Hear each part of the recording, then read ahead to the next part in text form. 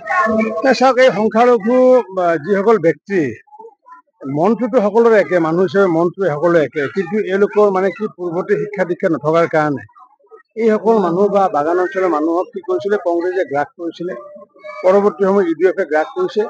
এতিয়া যিহেতু সংখ্যালঘু মানুহ যিহেতু যথেষ্ট শিক্ষিত হৈ আহিলে আৰু শিক্ষিত হোৱাৰ পিছত তেওঁলোকে আগন্তুক দিনত নিজে বিবেকবান এটা সিদ্ধান্ত ল'ব এতিয়া পাৰিছে। যাৰ ফলস্বৰূপে মই দেখিছো যে এইবাৰ আমাৰ যিমানকেইটা সংখ্যালঘু অধ্যক্ষটো আমাৰ জিলা পৰিষদ আছে বা আঞ্চলিক পঞ্চায়ত, মই আজি এই কথা ঘোষণা কৰোঁ, কাৰণ মই নিৰ্বাচনৰ আগে আগে মই যি কথা কওঁ এই কথা আগে মিলি আহিছে। মই আমাৰ সমগ্ৰ মানে হেৰিয়াৰ কথা কৈছিলো যে আমি ৭৫%তকৈ বেছি পাম বুলি কৈছিলো।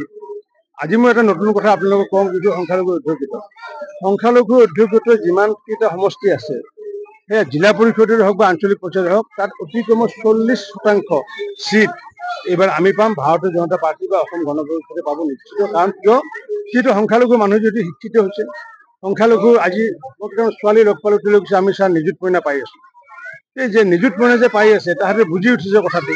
গতিকে সেইকাৰণে চৰকাৰখনৰ লগত নাথাকি আজে বাজে দলৰ লগত থাকি যে লাভ নাই, এইখিনি কথা সংখ্যালঘু মানে বুজি উঠিছে। আৰু এইটো মই ভাবো এইটো শুভ এটা দিশ এটা উদয় হৈছে। আৰু এই যাত্ৰা অব্যাহত থাকিলে আমি মোদী ডাঙৰে কোৱাৰ দৰে সবকে সাথ সবকে বিকাশ সবকে প্ৰয়াস, আৰু সেই প্ৰয়াস ল'লেহে ভাৰতবৰ্ষখন আমি বিশ্বগুৰু হিচাপে বা ছুপাৰ পাৱাৰ হিচাপে প্ৰতিষ্ঠা কৰিব পাৰিম।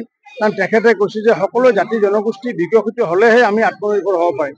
গতিকে এটা অংশ মানুহক বাদ দি পেলাই আমি আত্মনিৰ্ভৰ হ'ব নোৱাৰো। গতিকে যাৰ কাৰণে আমি দুখীয়া, মহিলা, কৃষকক লৈ পেলাই যি কল্যাণকামী আঁচনি লৈছো, সেই কল্যাণকামী আঁচনিৰ অংশীদাৰ হৈছে আমাৰ সংখ্যালঘুসকল হৈছে, যাৰ কাৰণে এইবাৰ সিদ্ধান্ত লৈছে সংখ্যালঘু অধ্যক্ষিত যিমানটা চিট আছে সেইকেইটাৰ ভিতৰত এইবাৰ আমাৰ 40টা চিট পাম। তাৰ মাজত আমাৰ যি সংকলিত জিলা পৰিষদৰ হামিদা যি খাতুন, হামিদা আহমেদৰ আগন্তুক দিনত নিশ্চিতভাৱে জয় হ'ব।